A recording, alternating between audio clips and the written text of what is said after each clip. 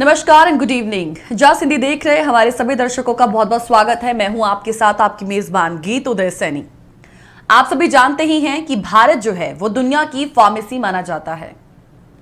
आप सभी ने देखा होगा कि कोरोना संकट के दौरान भारत ने सारी दुनिया को वैक्सीन और दवाओं की आपूर्ति कर यह साबित भी किया है। भारत के बढ़ते दवा उद्योग ने दुनिया भर में अपनी एक अलग पहचान बनाई है। लेकिन जब हम कुछ और दवा कंपनियों की बात करते हैं तो उसका बेजा इस्तेमाल भी हो रहा है, इसे नकारा नहीं जा सकता। और फिर इसी की वजह से हम क्या देखते हैं कि वर्षों की जो एक मेहनत होती है, जो एक हार्डवर्क होता है, उस पर पानी फेर दिया जाता है। अब हाल ही की घटना शायद आपके संज्ञान में भी जरूर होगी कि अफ्रीकी देश गाम्बिया से एक बहुत ही गंभीर खबर आई कि वहां एक भारतीय दवा कंपनी के बनाए गए कफ सिरप की वजह से 66 बच्चों की मौत हो गई। वो कफ सिरप 66 बच्चों की मौत का कारण बन गए थे। WHO यानी कि विश्व स्वास्थ्य संगठन ने इसका संज्ञान लिया और इसका संज्ञान लेते हुए इन दवाओं के बारे में चेतावनी भी जारी की। अब इन दवाओं की पहचान केवल गाम्बिया में ही हुई, पर WHO ने सभी देशों को उनकी बिक्री रोकने की अनुशंसा जरूर की ताकि मरीजों को नुकसान से बचाया जा सके। अब संगठन के अनुसार इन 66 बच्चों की मौतों में एक समान लक्षण थे और सभी की उम्र जो थी वो 5 साल से कम थी और वो 3 से 5 दिन खांसी की दवा लेने के बाद बीमार पड़ गए। चारों कफ सिरप में डाइथिलिन ग्लाइकॉल और इथिलिन ग्लाइकॉल तय मात्रा से अधिक पाई गई, यानी कि मानकों से ऊपर। अब ये सच है कि इस पूरी घटना से पूरे भारतीय दवा उद्योग को ही संदेह के घेरे में लाकर खड़ा कर दिया। अब शायद बहुत से अभिभावक भी होंगे जो यहां पर बने कफ सिरप को लेकर ध्यान देंगे, कोताही नहीं बरतेंगे। यहां पर आज हम आपको कुछ बताना चाहेंगे। हम आपको India brand equity foundation pharma की एक रिपोर्ट दिखाना चाहते हैं कि उसके माध्यम से उस रिपोर्ट में दरअसल क्या कुछ जानकारी आई है। आइए ग्राफिक्स टेक्स्ट के माध्यम से हम आप तक वो जानकारी पहुंचाते हैं। इंडिया ब्रांड इक्विटी फाउंडेशन की फार्मा रिपोर्ट कहती है कि भारत का जो दवा उद्योग है वो दुनिया भर में लगभग 50% है। जब हम अमेरिका की बात करते हैं तो अमेरिका में जेनेरिक दवाओं की मांग का ये लगभग 40% है और ब्रिटेन की बात करें तो सभी दवाओं का 25% आपूर्ति भारत देश करता है। देश में लगभग 3000 दवा कंपनियां हैं और 10,500 दवा निर्माण इकाइयां यानी कि उसकी ब्रांचेस एक्टिवली काम कर रही हैं। विश्व स्तर पर उपयोग की जाने वाली 80% से अधिक एंटी रेट्रोवायरल दवाओं की आपूर्ति भी भारतीय फर्मों द्वारा की जाती है। और तो और कम लागत और उच्च गुणवत्ता के कारण भारत को दुनिया की फार्मेसी के रूप में जाना जाता है। लेकिन आप देख सकते हैं कि हाल ही की जो घटना हुई है, इस घटना से इसकी साख पर बट्टा जरूर लगा है। लेकिन यहां पर हम आपको एक और बात कहना चाहेंगे कि गाम्बिया में ये जो घटना घटी है ये पहली घटना नहीं है। भारत में इससे पहले भी ऐसी कई घटनाएं हो चुकी हैं जिनमें बच्चे बहुत बुरी तरह से बीमार भी पड़े और बच्चों की जान भी गई है। लेकिन देखा गया कि उस पर इस तरीके का कोई बड़ा एक्शन नहीं लिया गया। तो कह सकते हैं कि ये पहली घटना कहीं दूसरे देश में नहीं हुई। 2 साल पहले डाई इथिलिन ग्लाइकॉल मिले एक अन्य ब्रांड के कफ सिरप के सेवन के बाद जम्मू में भी कई बच्चों की मौत हो गई थी। दिल्ली में भी 3 बच्चों की मौत की जानकारी आई थी। और जब हम 2019 की बात करते हैं तो हिमाचल में भी वहाँ की एक डिजिटल विजन करके जो एक फार्मास्यूटिकल कंपनी है, वहाँ पर भी जो कफ सिरप इसी तरीके की एक घटना थी जैसे गाम्बिया में घटी है। तो उस कफ सिरप जो वहाँ पे उसका निर्माण किया जाता था, उस कफ सिरप से भी 12 बच्चों की मौत हो गई थी। हम भारत की बात कर रहे हैं। लेकिन इतनी बड़ी घटना घटने के बाद, हालांकि हम तो ये कहेंगे कि उस वक्त ये जो खबर है वो भारत में इतनी चर्चाओं का विषय तक नहीं बनी थी 2019 में।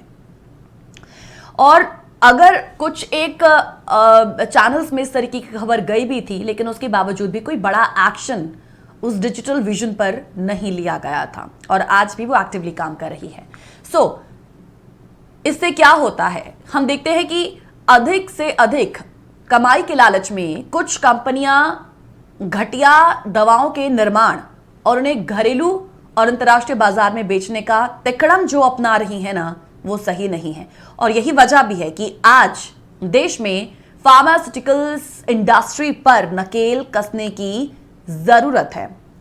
अब आप देखेंगे कि लगभग एक सप्ताह होने को है इस घटना को, गांबिया वाली, जब WHO ने घोषणा करी कि गांबिया में 66 बच्चों की मौत के लिए भारत की दवा कंपनी द्वारा बनाए हुए कफ सिरप का दूषित होना यह संभावित रूप से ये एक जिम्मेदार था। हालांकि हमारे पास भारतीय एजेंसियों की ओर से अभी तक ये नहीं कहा गया कि जांच किस चरण तक पहुंची, लेकिन हमारे पास ये सुझाव देने के लिए पर्याप्त सबूत हैं कि एजेंसियों ने कंपनी के बारे में कई पूर्व की खतरे की घंटियों को नजरअंदाज किया है। इस त्रासदी के बारे में अब कंपनी मेडन फार्मास्यूटिकल, जिसकी ओर से ये कफ सिरप बनाए गए थे, जो वहां पर भेजे गए थे, मेडन फार्मास्यूटिकल के पास अभी जवाब देने के लिए तो कई सवाल हैं क्योंकि जांच चल रही है, लेकिन फिलहाल कंपनी का उत्पादन जो है वो ठप कर दिया गया है। हरियाणा सरकार ने इसको लेकर ये बड़ा कदम उठाया है, तो फिलहाल अब इसका निर्माण, इस कफ सिरप का जो निर्माण है वो उसे बंद कर दिया गया है और साथ ही साथ उन्हें कारण बताओ नोटिस भी तलब किया गया है। लेकिन ये कंपनी अकेली नहीं है जिस पर दूसरे देशों ने सवाल उठाए हैं। इस तरीके के कई सवाल जो हैं वो अफ्रीकी देशों ने अपने यहां तक पहुंचने वाली दवाओं की जो गुणवत्ता है, उसकी जो क्वालिटी है, उस पर अक्सर संदेह जताया है। लेकिन इनमें से ज्यादातर शिकायतकर्ताओं को भारत से बर्खास्तगी का सामना करना पड़ा है। दुनिया भर में कई ऐसे ड्रग या दवाएं हैं जिनको बनाने वाली कंपनियां मुनाफे के लिए इंसान की जिंदगी की कोई कीमत नहीं समझती हैं और दवा की शक्ल में मार्केट में कई ऐसे जहरीले ड्रग भी मौजूद रहते हैं जो साइलेंट पॉइजन का काम करते हैं। सवाल ये कि क्या गांबिया में जिस कफ सिरप की वजह से मासूम बच्चों की मौत हुई, क्या वो इसी का नतीजा है? जी हां, हम बात कर रहे हैं उसी दवा की जिसको लेकर पूरी दुनिया में कोहराम मचा हुआ है। डायथिलिन ग्लाइकोल और इथिलीन ग्लाइकोल कंपाउंड का दवाओं में इस्तेमाल अमेरिका, ऑस्ट्रेलिया और यूरोप में बैन है, लेकिन ये भारत में अब तक ऐसा क्यों नहीं है? ये भी कुछ अहम सवाल हैं। आज जब हम फार्मास्यूटिकल इंडस्ट्रीज की बात करने वाले हैं तो तमाम पहलुओं पर नजर डालेंगे और उनसे जुड़े तमाम सवाल जो हैं उसको भी समझने की कोशिश करेंगे, उनका जवाब ढूंढने की कोशिश करेंगे। थोड़ी देर में हमारे साथ खास मेहमान भी जुड़ने वाले हैं इस चर्चा को आगे बढ़ाने के लिए आपके साथ, लेकिन हम चाहेंगे कि हमारे जो व्यूअर्स इस वक्त हमें देख रहे हैं वो भी जरा इन सवालों पर नजर दौड़ाएं और इन बिटवीन द प्रोग्राम आप भी इस प्रोग्राम के साथ जुड़ सकते हैं। अपना ओपिनियन, अपनी राय, अपना सजेशन या कोई अहम सवाल आप इस प्रोग्राम के माध्यम से इस विषय के जरिए उठाना चाहते हो तो बेझिझक, बेबाक होकर अपनी राय, अपना ओपिनियन या अपने सजेशंस हमारे साथ शेयर कर सकते हैं। कॉल कीजिएगा, अपनी राय हमारे साथ साझा कीजिएगा। ये सवाल आपकी टेलीविजन स्क्रीन पर इस वक्त हम छोड़ रहे हैं, लेकिन इसके साथ साथ स्क्रीन पर दिए गए नंबर पर आप हमें कॉल कर अपनी जो राय है, अपना जो ओपिनियन है वो हमारे साथ शेयर कर सकते हैं। सवाल यह है कि गांबिया में 66 बच्चों की मौत के लिए भारत के दवा संबंधी जांच एजेंसियां आखिर जिम्मेदार क्यों हैं? जानलेवा ड्रग डायथिलिन ग्लाइकोल और इथिलीन ग्लाइकोल भारत में बैन क्यों नहीं है? ये कुछ अहम सवाल हैं। हालांकि इसको हम अपने जो थोड़ी ही देर में चर्चा करने के लिए हमारे साथ खास मेहमान जुड़ने वाले हैं, हम उनसे इनका जो है जवाब ढूंढने की कोशिश करेंगे, उनसे जानने की कोशिश करेंगे। लेकिन इनके अलावा कुछ और भी ऐसे सवाल हैं, डेफिनेटली आप भी इस पर जरूर बात करते ही होंगे। भारत के दवा उद्योग सिस्टम में क्या लगता है कि आपको किस तरीके की दिक्कत है जिसे दुरुस्त करने की जरूरत है? सवाल यह भी है कि आज दवा उद्योग पर नकेल कसने की जरूरत क्या आप भी समझते हैं?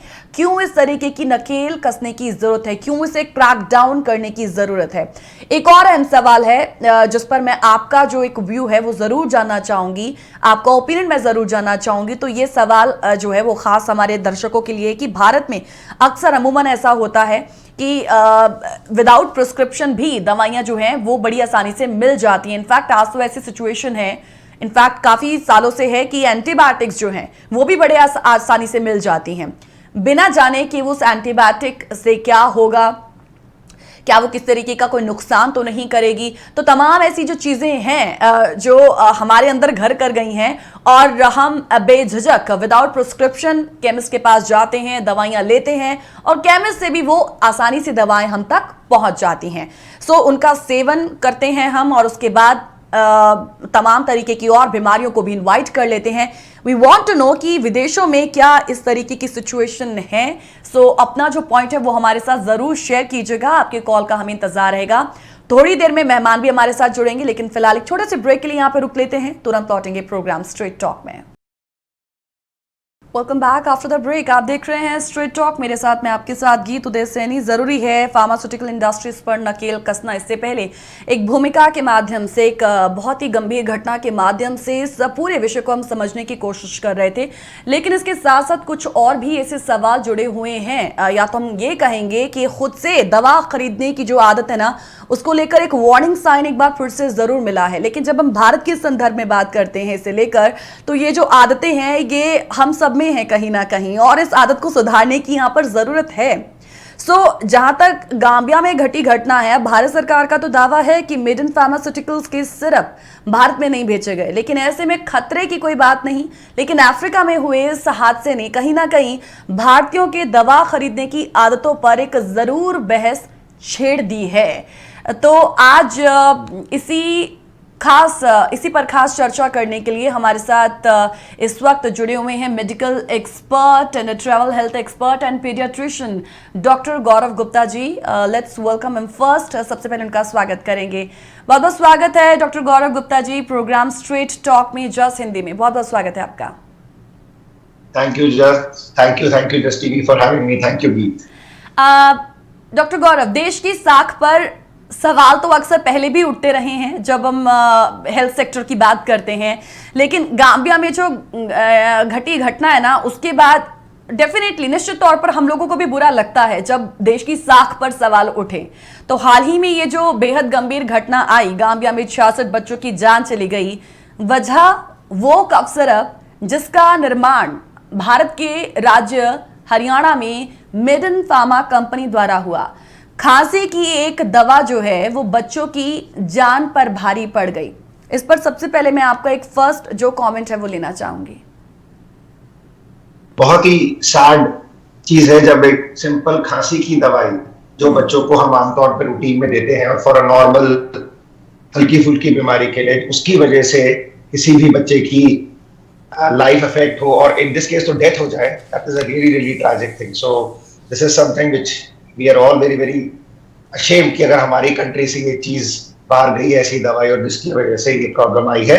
Just to put things on track right now we have not confirm this. अभी भी हमारे पास एज यू करेक्टली सेड अभी भी रिपोर्ट आई नहीं है, बट प्राइमा फेसी लगता है कि ऐसा हो सकता है कि इस दवाई के अंदर कंटामिनेशन हो जिसकी वजह से ये प्रॉब्लम आई। तो it's a very very tragic thing that has happened.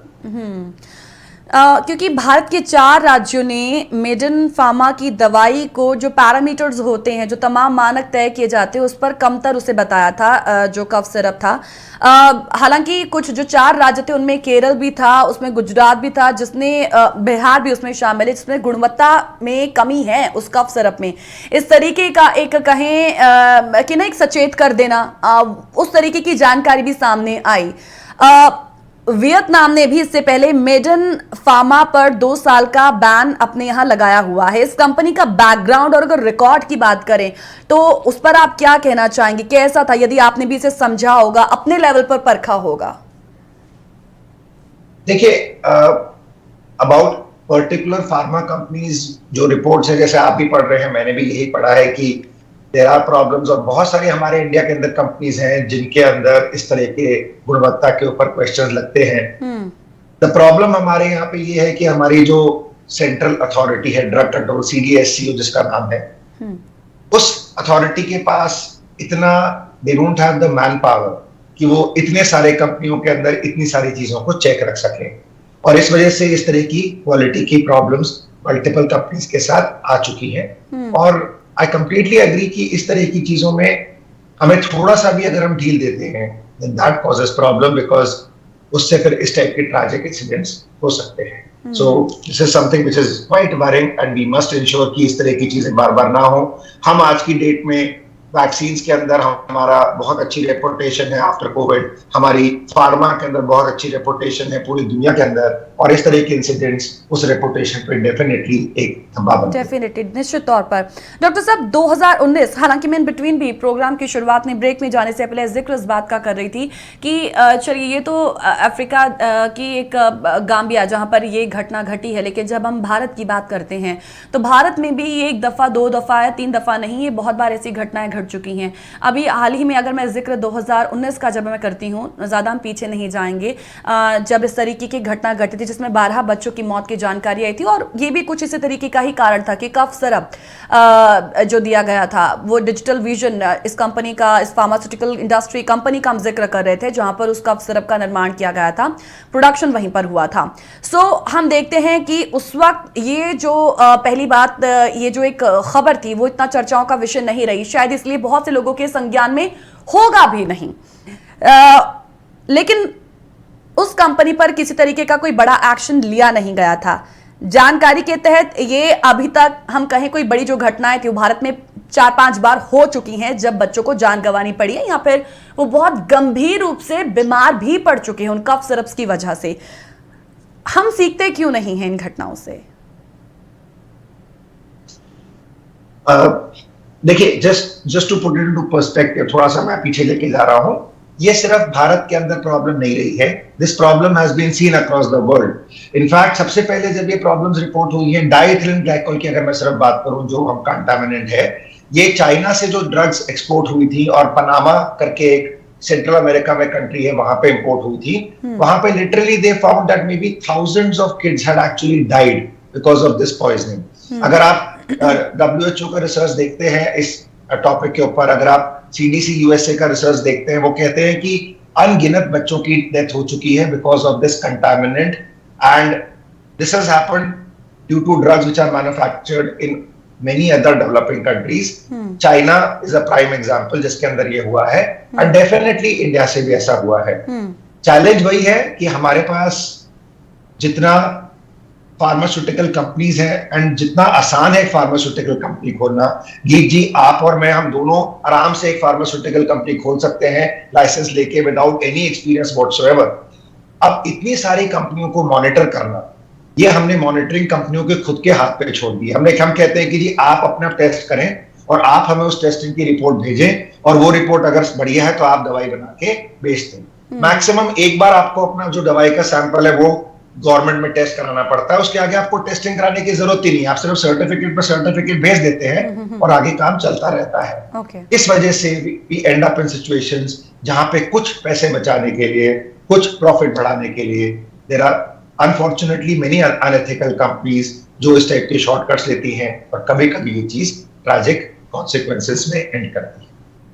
Definitely हम ये कह सकते हैं कि सिस्टम में फिर कहीं ना कहीं तो लूप होल हैं डॉक्टर गौरव गुप्ता, क्योंकि सिस्टम में कहीं ना कहीं दिक्कत है। यहाँ पर मैं जब इस विषय को इस प्रोग्राम के माध्यम से आज जब हम लेकर आ रहे हैं, उससे पहले मैं लैंसन स्टडी की बात कर रही थी, उसमें बताया जाता है विच सेज कि देश में एंटीबायोटिक्स का जबरदस्त एक तो मिसयूज हो रहा है, इस वक्त दुरुपयोग हो रहा है। दूसरी बात है कि कई दवाओं को तो कहीं केंद्रीय रेगुलेटर से मंजूरी तक नहीं मिलती है, जैसा आप भी इसका जिक्र कर ही रहे थे थोड़ी देर पहले कि एक चेकआउट जो है वो सिर्फ एक लेवल पर होता है, लेकिन दूसरे लेवल पर सर्टिफिकेट को एक्सेस करना ये बड़ा इजी है। केंद्रीय रेगुलेटर से मंजूरी तक नहीं मिलती है। 47% ऐसी दवाएं हैं जिसको मंजूरी मिलती ही नहीं है केंद्रीय रेगुलेटर से। मैं यहां पर जाना चाहती हूं CDSO यानी कि the central drug standards control organisation, यहां पर उसका फिर क्या रोल हो जाता है? जिम्मेदारी फिर उनकी बढ़ नहीं जाती? एब्सोल्युटली, आप बिल्कुल सही कह रहे हैं कि ये जिम्मेदारी CDSO की है, एंड बहुत टाइम से हम लोग इस बारे में डिस्कस करते हैं। हम दो पीडियाट्रिशियंस हैं, हमारे अपने जो पीडियाट्रिशियंस की ग्रुप है उनमें भी डिस्कशन होता है। हर रोज हम कोई ना कोई बिल्कुल बेतुकी दवा की फॉर्मुलेशन देखते हैं जो कि एक्चुअली अलाउड ही नहीं होनी चाहिए, लेकिन वो अलाउड भी है, लोग सेल भी कर रहे हैं, और ऑब्वियसली अगर सेल कर रहे हैं तो कोई ना कोई उसे खा भी रहा है। सो this is something which is a big problem, and government needs to step in, the CDSCO needs to step in, उनको इसके अगेंस्ट बहुत सीरियस एक्शन लेना चाहिए। बट अगेन आई रिपीट कि आप और हम, कोई भी किसी भी टाइम फार्मा कंपनी खोल सकता है, और इनका जो ओवरसाइट है वो हमारी गवर्नमेंट के पास ऑर्गेनाइजेशन में ना उनके पास इतनी मैन पावर है, ना उनके पास इतने फंड्स हैं, ना उनके पास इतनी टेस्टिंग लैबोरेटरी है। अब देखिए, टेस्टिंग लैबोरेटरी की अगर हम बात करें, WHO ने रिपोर्ट दिए हुए हफ्ता हो चुका है, आज तक हमारे पास इस दवाई की टेस्टिंग की रिपोर्ट भी नहीं आई।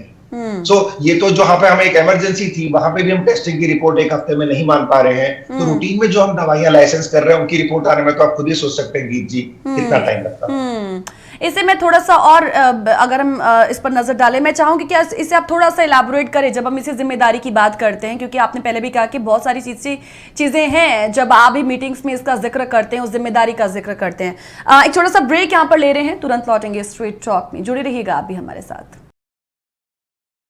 जरूरी है फार्मास्यूटिकल इंडस्ट्रीज पर नकेल कसना, और नकेल कसने की जरूरत क्यों है? क्योंकि एक गंभीर घटना के बाद तमाम चीजों पर एक बार बहस जो है वो फिर से छिड़ चुकी है, और आज इसी विषय पर हम प्रोग्राम ये विषय जो है वो आपके समक्ष लेकर हाजिर हुए हैं। इस वक्त medical expert and paediatrician doctor Gaurav Gupta ji हमारे साथ जुड़े हुए हैं। सर, आपका एक बार फिर से मैं स्वागत करना चाहूँगी, क्योंकि ब्रेक में जाने से पहले हम CDSO की उस जिम्मेदारी, उसके रोल की बात हम कर रहे थे। यहाँ पर सर बहुत सारी चीज़ें हैं, क्योंकि हम ये देखते हैं कि जब हम इसके ऊपर इन कुछ आर्टिकल्स को पढ़ते हैं या अखबारों के माध्यम से देखते हैं, घटनाओं की तमाम ऐसी घटनाओं को देखते हैं कि जब हॉस्पिटल में दवाइयाँ लेने की किस तरीके की व्यवस्था है, बाहर किस तरीके से लेने की व्यवस्था है, हम तब ये फील करते हैं कि वी हैव रूल्स। इसको लेकर रूल्स तो हैं, लेकिन ये कहते हैं ना, जो एक फाइनल ड्राफ्ट है, जो एक फाइनल नियम है, वो यहाँ पर नहीं है। और ये हर एक चीज को लेकर है, चाहे हम केमिस्ट में धड़ल्ले से बिक रही दवाइयों की बात करें, एक आम आदमी के द्वारा इस्तेमाल या एंटीबायोटिक्स खरीदने की बात हम करें, फिर हम यहाँ पर डॉक्टरों की भी साठ गांठ की बात करें। I am sorry, I have to say this, pharmaceutical industries के साथ जो एक साठ गांठ होती है just to earn some good amount, ये सारी सिचुएशन देखते हैं। मैं इसी पूरी सिचुएशन को आपके जरिए समझना चाहूंगी।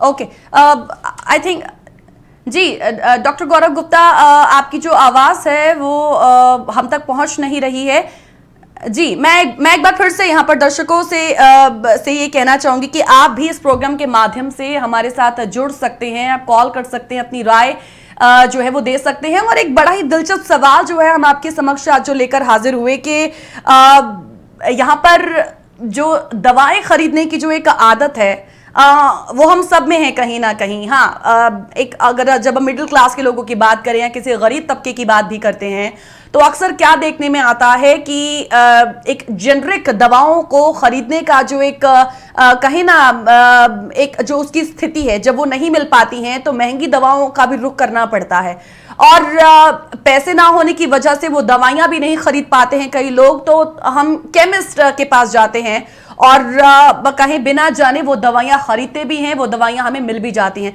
तो एक आदत की बात भी यहां पर कर रहे हैं। तो यदि ऐसी कोई आदत आप लोगों में भी है और विदेशों में इसको लेकर किस तरीके की स्थिति है, तो आप हमसे शेयर कर सकते हैं, फोन कर अपनी राय हमारे साथ शेयर कर सकते हैं। डॉक्टर गौरव गुप्ता एक बार फिर से हमारे साथ जुड़ चुके हैं जी। डॉक्टर साहब, आपसे वो सवाल किया था, आपकी आवाज हम तक नहीं पहुंच रही थी जी। आपका जो है वो जवाब मैं आपसे लेना चाहूंगी। एक कॉलर भी इस वक्त जुड़े हुए हैं डॉक्टर गौरव गुप्ता, आइए उनकी बात पहले सुन लेते हैं जी। जरूर। नमस्कार आलू वालिया सर, बहुत बहुत स्वागत है आपका स्ट्रेट टॉक में। धन्यवाद जी, और डॉक्टर गौरव गुप्ता को भी नमस्कार। गौरव गुप्ता जी ने, डॉक्टर साहब ने बहुत अच्छी चीज कही कि ये फार्मास्यूटिकल कंपनीज को पहले तो लाइसेंस मिल जाता है, उसके बाद जितने भी बैच प्रोड्यूस होते हैं उन पे लाइसेंस लेने की जरूरत नहीं है, वही लाइसेंस छाप दिए जाते हैं और चलाए जाते हैं। ये तो ऐसा है कि जैसे आप CGHS डिस्पेंसरी पे जाते हैं और डॉक्टर साहब को कहते हैं डॉक्टर साहब ये दवाई रिपीट कर दीजिएगा, तो दवाई डॉक्टर कहता है कि डॉक्टर मैं हूं या तुम हम, मुझे ही पता है कि तुम्हें दवाई चाहिए कि नहीं चाहिए, मैं रिपीट क्यों कर दूं, हो सकता है मैं दवाई चेंज कर दूं, पहले अपना हाल बताओ।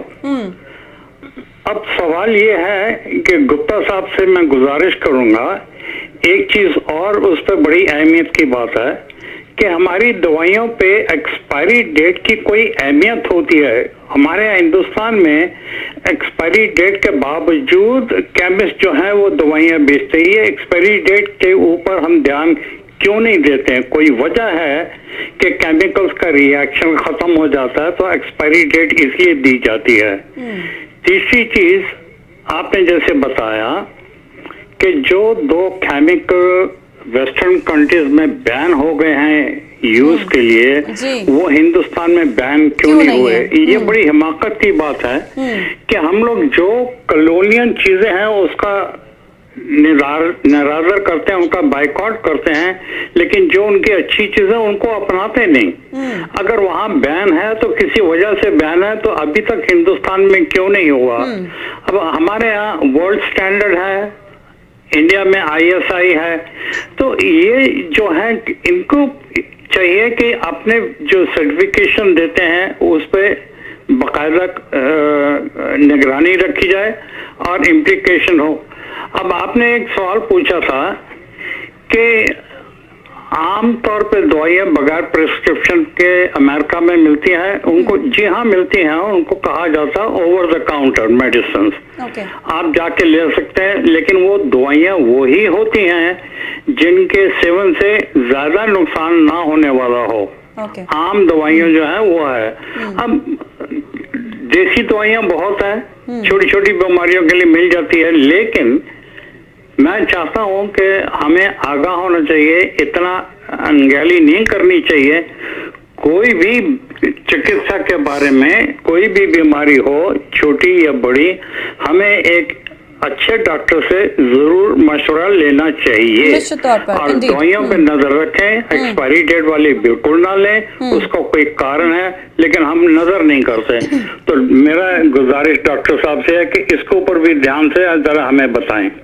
डेफिनेटली सर, डेफिनेटली आपका जो सवाल, आपकी जो बात है डॉक्टर गौरव गुप्ता ने पूरे तफसील से सुनी है। डॉक्टर साहब, आलूवालिया जी का वही जो एक वो हम बात कर रहे थे ना कि we have laws, we have कानून, बट एक फाइनल ड्राफ्ट नहीं है हम लोगों के सामने।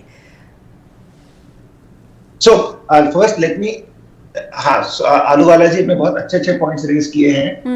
Late me first clarify one thing, थोड़ा सा कंफ्यूजन चल रहा है। इंडिया में भी diethylene glycol and ethylene glycol जो है वो बैंड है, बिकॉज ये बेसिकली ह्यूमन कंजम्पशन के है ही नहीं। So there is a product जो हम यूज करते हैं दवाइयों में केमिकल्स को मिक्स करने के लिए, उसको सॉल्वेंट कहते हैं, वो है propylene glycol. So propylene glycol is the one that is to be used for mixing medicines, या सिंपल ग्लिसरीन। ग्लिसरीन तो मुंह पे कई बार छालों पे भी लगाते हैं, या जो मीठी दवाई जिसको कहते हैं। ये दोनों दवाइयों से हम मिक्स कर सकते हैं किसी भी केमिकल को जो हम कफ सिरप में या फीवर की मेडिसिन में सिरप में यूज करते हैं। Now unfortunately these are a little expensive, and that is why to make more profit certain companies ने diethylene glycol और ethylene glycol मिलाना शुरू किया है। ये एक contaminant है। This is not something which is used, this is not something that is used, this is not something that is recommended, this is not for human consumption. In fact अगर हम diethylene glycol की बात करें, ये तो जो industrial anti freeze होता है या जो ब्रेक्स होते हैं उनके अंदर डलने वाला केमिकल है। सो इट इज नॉट कि इंडिया में ये अलाउड है और बाकी कंट्रीज में अलाउड नहीं है। इंडिया में भी अलाउड नहीं है, लेकिन प्रॉफिट कमाने के लिए, बिकॉज ये सस्ता होता है, ये इसमें भी सारी की सारी दवाइयां मिक्स हो जाती हैं, इसकी जो स्मेल और टेस्ट है वो नहीं होता है, तो कई बार जो अनस्क्रूपुलस अनएथिकल मैन्युफैक्चरर्स हैं वो इसको यूज करते हैं, and that is what leads to these kind of problems. Now expiry date की सो एक्सपायरी डेट की आलूवालिया जी ने बहुत अच्छी बात की है। We must always check the expiry date. It is illegal to actually dispense any medicine जिसकी expiry date निकल चुकी है, और इसका एक अच्छा तरीका है कि हम अपने केमिस्ट से बिल जरूर लें। बिकॉज जब बिल लेते हैं तो उसके अंदर एक्सपायरी डेट उनको ऑटोमेटिकली डालनी पड़ती है, और वो कभी भी आपको ऐसी दवाई बेच ही नहीं सकते हैं जिसमें एक्सपायरी डेट पुरानी लिखी हो। सो आई वुड रिकमेंड कि इससे हम अपने आप को एक्सपायरी डेट वाले इशू से भी बचा सकते हैं। चलिए अब उस सवाल पर आते हैं जो कॉल लेने से पहले ही आपसे वो सवाल किया था। मैं सवाल वो दोहराऊं? जी हाँ प्लीज। हाँ, डॉक्टर गौरव गुप्ता, वो सवाल हमने किया था कि हम CDSCO का जिक्र कर रहे थे कि तमाम एंटीबायोटिक्स दवाओं के इस तरीके के जो एक अनुचित उपयोग हो रहे हैं, ये हम सब में वो जो आदत है वो कहीं ना कहीं है कि अनुचित उपयोग को देखते हुए जो तमाम स्टडीज है उसके कड़े नियमों की हम अनदेखी कर रहे हैं। फिर हम कह रहे हैं कि डॉक्टरों की एक सांठगांठ के मामले भी लगातार सामने आते हैं। फार्मास्यूटिकल इंडस्ट्रीज का जिक्र तो चलिए हमने कर ही दिया, अभी आपने जो कमेंट किया है कि मुनाफा कमाने के लिए इस तरीके की जो बातें सामने आती है, बैन होने के बावजूद भी उसका इस्तेमाल होता है। फिर हम देखते हैं कि नकली और घटिया दवाओं की बिक्री के मामले भी लगातार सामने आ रहे हैं। दवा विक्रेता और हॉस्पिटल्स, इनकी सांठगांठ, डॉक्टरों के साथ सांठगांठ, इस पर एक थोड़ी सी हमें सिचुएशन जो क्या है वो प्लीज हमें हमारे साथ शेयर करें। लेकिन एक मुझे भी कॉल आ रही है ब्रेक पे जाने की तो पहले ब्रेक ले लेते हैं, उसके बाद इसका जवाब आपसे जानेंगे। छोटा सा ब्रेक, तुरंत लौटेंगे। बहुत बहुत स्वागत है एक बार फिर से प्रोग्राम स्ट्रेट टॉक पे। और निश्चित तौर पर जो डॉक्टरों का पेशा होता है वो बहुत ही महान होता है। अच्छे डॉक्टर्स जो होते हैं वो देवदूत की तरह भी होते हैं, लेकिन कहते हैं ना कि जो कुछ मछलियां होती हैं वो पूरे तालाब को ख़राब कर देती हैं। कुछ डॉक्टर जो हैं वो लोगों को लूट भी रहे हैं आज, और इससे पूरे डॉक्टर समुदाय की छवि पर जो है एक बुरा असर भी पड़ता है। क्योंकि दवाओं और अनावश्यक परीक्षण यानी कि अननेसेसरली टेस्ट करवाने जो पड़ते हैं लोगों को, तो वो अक्सर ऐसे लोग सवाल उठाते हैं। डॉक्टर गौरव गुप्ता, एक बार फिर से आपका मैं स्वागत करूंगी। चाहे डॉक्टर्स हों, चाहे वो मेडिकल रिप्रेजेंटेटिव्स हों या फिर मेडिकल स्टोर, इन सब की मिली भगत को लेकर सवाल अक्सर उठते रहते हैं। ये सवाल 3 बार आपसे कर लिया, अब आपसे जवाब लेंगे। जरूर। देखिए, हर प्रोफेशन के अंदर, एवरी प्रोफेशन के अंदर we have what is called confidence जो है वो कम हो चुका है।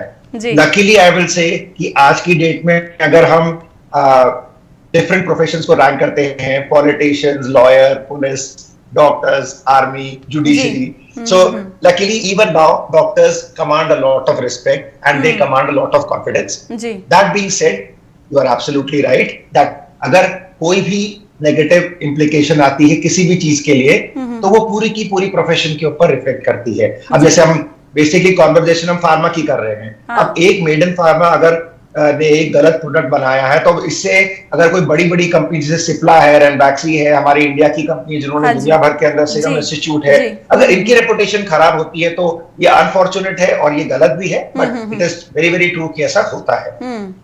अगर हम बात करते हैं एंटी माइक्रोबियल रेजिस्टेंस की, तो ये नहीं है कि गवर्नमेंट ने कोई प्रोग्राम नहीं बनाया है। I mean government of India ने नेशनल एक्शन प्लान बनाया है WHO के साथ मिलके, और आपको शायद ये बात मालूम भी होगी कि 2014 के अंदर गवर्नमेंट ने सारी एंटीबायोटिक्स को शेड्यूल H1 में लेके आए हैं। अब शेड्यूल H1 का क्या मतलब है? सारी एंटीबायोटिक की बोतल के ऊपर एक लाल रंग का स्ट्रिप होगा, जो टैबलेट्स है, जो बोतल है, वर्टिकल लाइन, वर्टिकल लाइन। और उसका पर्पस क्या है? उसका पर्पस ये है कि भाई केमिस्ट को और पेशेंट को समझ में आए कि ये दवाई बिना डॉक्टरी सलाह के आपने नहीं लेनी। This is not over the counter. अब प्रॉब्लम ये है कि इम्प्लीमेंटेशन कौन करेगा?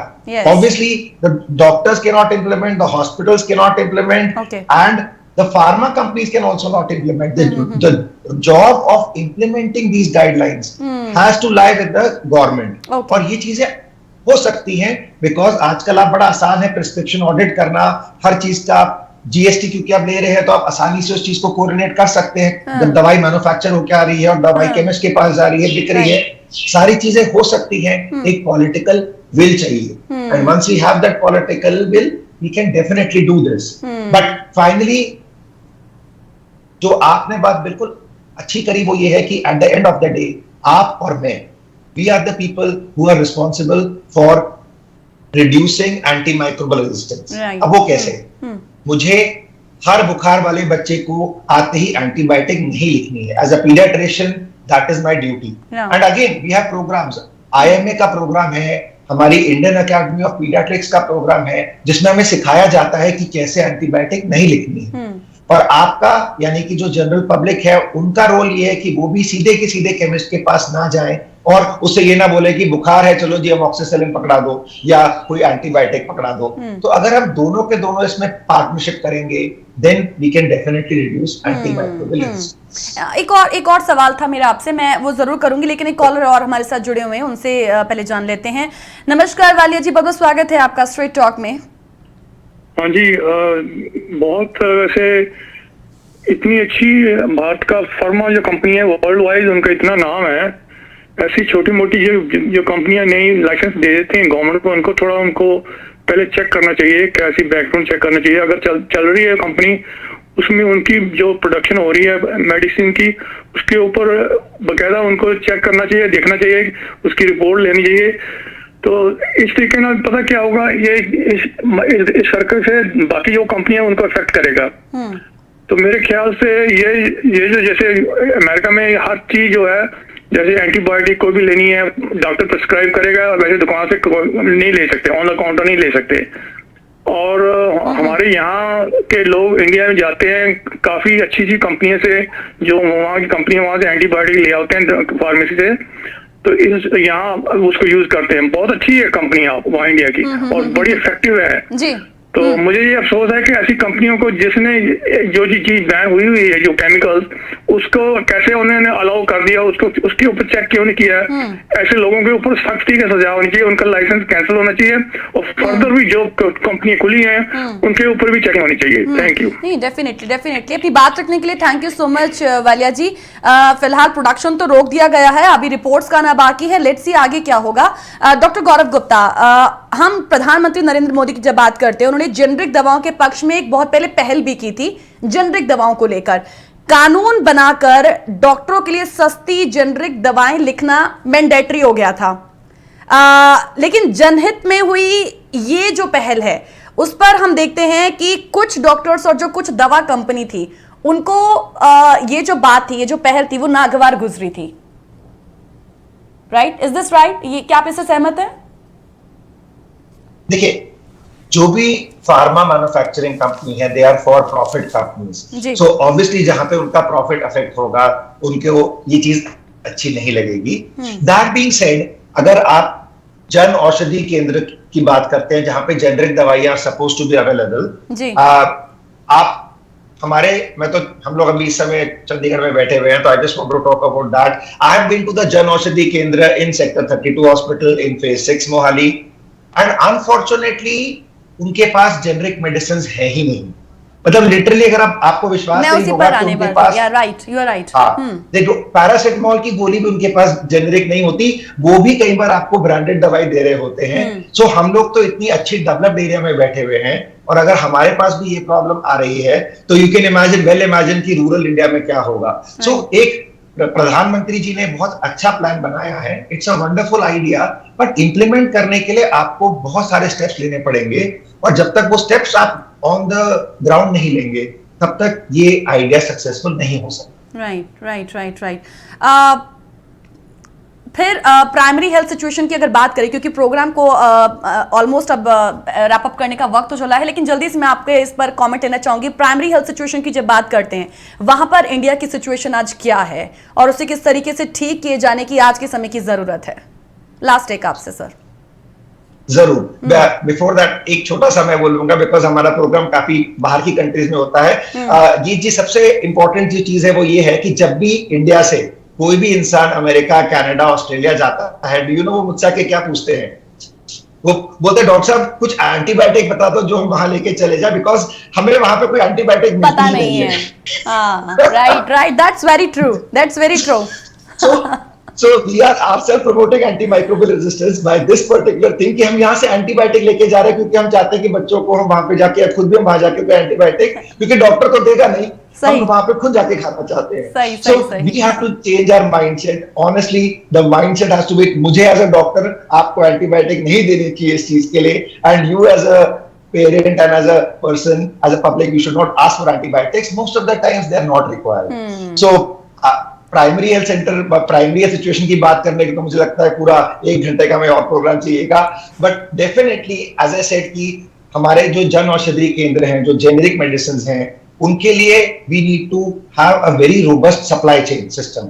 और बिकॉज हमारी फार्मा जो कंपनीज हैं, most of them are into branded medicine because there is a good profit margin there, so they are not keen for this. उनको इसमें इंटरेस्ट नहीं है। Government has to take initiative, government has to create the system and then certainly it can be done. आजकल हमारे बिल्कुल हमारे जो computer software आ रहे हैं जिनमें हम आपको प्रिस्क्रिप्शन देते हैं, उनके अंदर जेनेरिक मेडिसिन के नाम लिखे आते हैं। सो इट इज नॉट कि आप ले नहीं सकते हैं medicine, yes you can buy them, but वो आप अगर एज अ पेशेंट जाएंगे आपको दवाई नहीं मिलेगी किसी स्टोर पे वो वाली जेनेरिक जाने के लिए आपको कम से कम 5 किलोमीटर 6 किलोमीटर दूर जाना पड़ेगा और फिर वो कहेंगे हमारे पास शॉर्टेज है। So those are the reasons this is not. सबके कंट्रीब्यूशन की यहाँ पर जरूरत है, लेकिन एक सख्ती बरतने की भी यहाँ पर जरूरत है। प्राइमरी हेल्थ सिचुएशन की आपने बात कही, will definitely do that in our next episode. लेकिन आपका बहुत बहुत धन्यवाद करना चाहूंगी डॉक्टर गौरव गुप्ता जी, अपना समय देने के लिए, चर्चा को इतना अच्छा और बनाने के लिए। Thank you so much for that sir. Thank you Geet and thank you State Talk for having me.